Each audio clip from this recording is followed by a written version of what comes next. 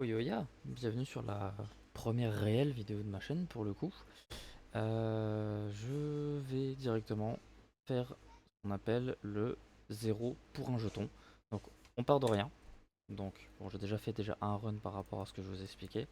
Mais on prend un perso, on part de rien. Et notre but va directement d'aller jusqu'au jeton qui est actuellement au moment où je tourne la vidéo 390k. Donc actuellement on est le 8.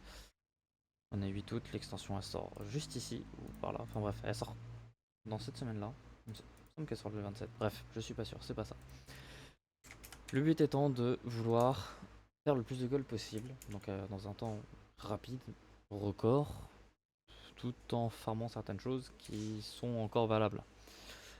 J'ai déjà fait ce technique auparavant, j'ai déjà fait ce genre de choses là, mais sur un défi Discord, je l'ai déjà même fait sur 2 mois complets, ce qui est d'ailleurs, ce qui permet plutôt de, excusez-moi j'ai pas les mots, de confirmer le fait que ce farm là, qui a fait partie des farms en question, fonctionne.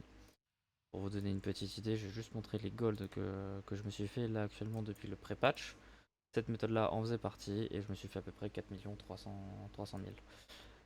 J'ai tout foutu le reste sur ma banque perso. Voilà, donc, au moins là c'est le petit record que j'ai depuis euh, le pré-patch. Le pré-patch qui est sorti le 31, je crois, ou même avant, le 23, 24. Voilà, donc je me suis fait à peu près cette somme là de gold en pas longtemps. Donc le premier run va être Stratholm, forcément, je pense que vous l'avez reconnu juste ici, euh, avec mon druide feral. Ce farm n'a besoin d'aucun métier, vraiment de aucun. La seule chose dont vous allez avoir besoin, ça va être une spare rapide qui puisse taper en AOE. Pourquoi est-ce que je vous dis ça? C'est qu'en fait vous allez juste tuer des monstres en rapidité. Je vais vous montrer plus tard qu'il y aura 2 farms à faire. Donc là, vous voyez, hein, je tue juste les premiers ZK qu'il y a devant. Pas de quoi faire du gros farming. Hop, ici, un petit boost de speed pour essayer de passer à la grille, pour éviter d'être enfermé, pour gagner du temps. Voilà, on fait juste le premier run, on loot, on se barre, on tue pas les petites ghouls. S'il y a des ads qui vous suivent, c'est pas grave.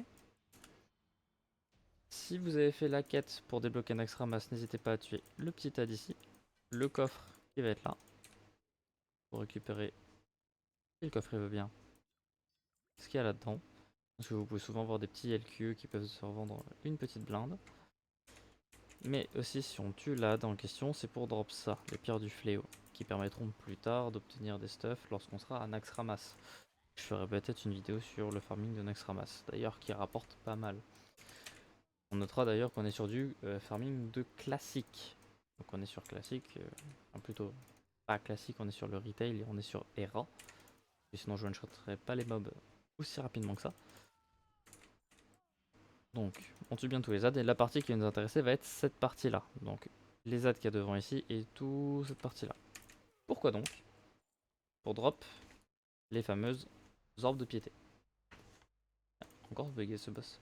Les orbes de piété, qu'est-ce que c'est? C'est ce qui permet de nous aider justement en complétion avec ça, complément plutôt, d'avoir notre petit set de craft pour avoir le T3, le fameux T3 qui n'existe plus depuis Vanilla, parce que Naxxramas, l'ancien Naxxramas, l'original T3, daté de Vanilla, juste après la sortie d'Ankiraj. Donc forcément, notre but va être de continuer à farmer ce genre de choses là pour se faire le plus de thunes possible. On notera donc que les orbes de piété se drop sur tous les adds, y compris les boss, en sachant qu'il y a un boss qui le drop automatiquement un, donc par run on peut minimum en avoir un. Bon là comme on peut voir j'en ai drop un, facile, 250 gold, toujours bénef, et ça part comme des petits pains. Il n'y a pas de délai d'achat, revente, de cancel. Vous mettez le soir, vous revenez le matin. Tout est déjà fait, tout est déjà clean, tout est déjà vendu en fait, hein, la plupart du temps. On peut voir que d'ailleurs la run a duré même pas 2 minutes. Donc voilà, c'est ce boss là qui drop l'ordre de piété. Hop, on tue le dernier boss. Je ressors avec la marge de rêve du druide pour gagner du temps plutôt que de se retaper tout le reste. Donc on peut voir que j'ai quand même pas mal de petits loots de merde. Classique. Et pourtant, c'est quelque chose qui va aider dans le farm. On va rajouter ce qu'on appelle du raw gold, donc des gold flat. Et aussi quelques transmots. Les LQ verts et bleus que vous allez drop ne sont pas rentables. La plupart des LQ que vous allez avoir, ce sont les épiques qui peuvent tomber, parce que c'est ce qui va rapporter le plus. Donc, les choses qu'il va falloir trier lorsque vous faites les runs, ça va être les coffres en acier, les coffrets qu'on a, les étoffes, parce qu'on peut voir que ça c'est plutôt bon, ça se vend plutôt bien. Pareil pour les étoffes de soin, étoffes de soie, tissemage. Les essences de non-morts qu'on va récupérer sur les premiers packs lorsqu'on entre avant d'arriver. Donc attendez que je remonte. Je sais pas si j'ai le plan. Je vais rentrer dedans, ce sera plus simple. Hop, donc on pense à réinitialiser. On reclique sur la marche de rêve pour être juste à côté. Donc je vais re-rentrer dans le donjon.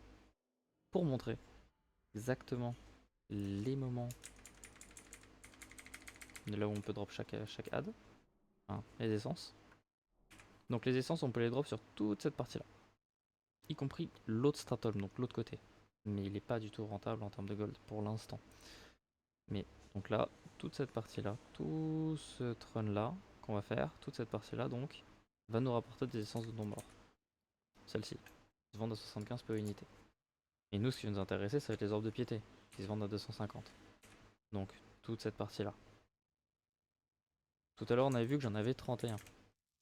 C'est ce que j'avais eu en une seule en 10 runs. Donc le cap par heure, c'était ce que j'avais eu. Là, j'en ai eu 2 en une run. Vous pouvez en avoir plus, vous pouvez en avoir moins. Vous pouvez en avoir, comme je vous ai dit tout à l'heure, un seul et sur le boss en question. Mais lors de mes 10 runs de la dernière fois, donc ce matin, j'en ai eu, je crois, 8 ou 9 sur la même run. Forcément, il faut s'imaginer le prix. Donc si en moins d'une heure, donc environ 30 minutes lorsqu'on fait les 10 runs, le temps de TP back, enfin de TP, vendre, revenir, refaire, reclean, 30 minutes environ, il y a 7 KPO, plus 500, plus 1500. Bon, en gros ça fait entre 8 et 10K en 30 minutes. Plutôt simple pour un run rapide et simple. Juste à tuer. Et on a juste un druide féral. Tout simplement, pas besoin de métier, juste un niveau max, des talents qui vont être un petit peu optimisés sur la vitesse, d'avoir un éclat lunaire pour pouvoir taper en chat, la vitesse, réduction de délai, la célérité du tigre qui permettra forcément de gagner du temps sur le sprint. On a envie de gagner du temps sur le sprint, surtout ça, on peut voir la différence de speed classique. Et puis voilà. En sachant que si vous voulez vraiment optimiser vos temps et vos 10 runs, vous pouvez, dans ce cas-là, faire l'autre côté Stratholm. Donc vous passez sur le côté ici, vous faites tout le clean et vous revenez. Vous reclinez comme ça. Vous pouvez esquiver la petite partie là, ici. Donc vous faites ici, vous revenez et vous faites tout ça. Pratique. Sinon, vous avez une autre solution qui va être un peu plus simple, que je vais vous montrer juste ici. Oui, donc juste ici, on aura des personnes du culte, donc toute cette zone-là, principalement là. Vous allez dropper des petites runes démoniaques, ou des runes, je sais plus comment ça s'appelle, qui se vendent à peu près à 80 PO unité. Les mêmes, enfin quasiment le même taux de drop que les essences de non-morts. Mais il y a aussi des morts vivants qui peuvent drop ces essences de non-morts. Donc ce que vous pouvez faire, c'est rester sur cette zone là. Vous faites vos 10 runs, vous repassez ici, vous faites vos kills. En sachant que petite particularité d'ici, ici vous avez un petit coffre juste là et dans la forge ici qui peuvent vous donner un petit LQ qui se vend la plupart du temps entre 20K et 70K selon les serveurs. Regardez bien vos serveurs, vos hôtels des ventes principalement avant de revendre. Même si maintenant il y a le swap serveur qui peut être possible, j'en reparlerai plus tard, ça reste toujours une solution. Mais aussi vous avez le petit lac là. Ce petit lac là, vous pouvez tuer des essences pour gagner des essences d'eau. Encore une fois, 70 PO unité. Donc un petit run simple, il n'y a pas besoin de métier, où vous pouvez vous faire facilement en comptant le donjon. Est-ce que vous pouvez faire en extérieur? Facile 10K par heure. Et ça part, parce qu'on est sur du composant d'artisanat. Ce n'est pas quelque chose qui est à prendre en compte par rapport à votre serveur. Quelque chose de simple, efficace, rapide. Et en plus, hein, on tue des adds qu'on one shot. Classique, sauf quand ça bug bien évidemment. Après, vous pouvez toujours, avec les petits LQ qu'on drop, par exemple là on peut voir du tissu à 500 gold, qui a l'air plutôt sympa d'ailleurs, qui peut être pas mal pour les roleplay. Vous pouvez aller sur Kirin Tor ou je ne sais quel autre serveur pour aller les revendre. Si jamais c'est le cas, vous pouvez le faire. Petit tips aussi, si jamais vous faites la run en question, prenez un build de vitesse, sinon vous allez vous faire bloquer, ou passez furtif ici. Vous allez avoir un rare, juste ici, qui permet de drop ceci, les piccolos des feux ardents. Bon là pour le coup j'ai eu un coup de bol. C'est un jouet, ça permet de faire danser tout votre groupe de raid. Si jamais vous avez envie d'être chiant et que vous avez envie de faire bouger votre raid, vous allez là, vous allez dans vos mascottes, enfin vos jouets pardon, piccolo des feux ardents, et là tout votre groupe de raid peut danser, groupe ou groupe de raid. Et ça c'est pratique, parce que vous pouvez même le canaliser, même en bougeant. Il me semble que dès que vous utilisez une technique, ah ils ont changé. Mais vous pouvez, enfin avant quand on vous donnait une attaque, ça le cancel. Voilà, j'espère qu'en tout cas ces petites infos vous auront plu. Si vous avez des questions n'hésitez pas.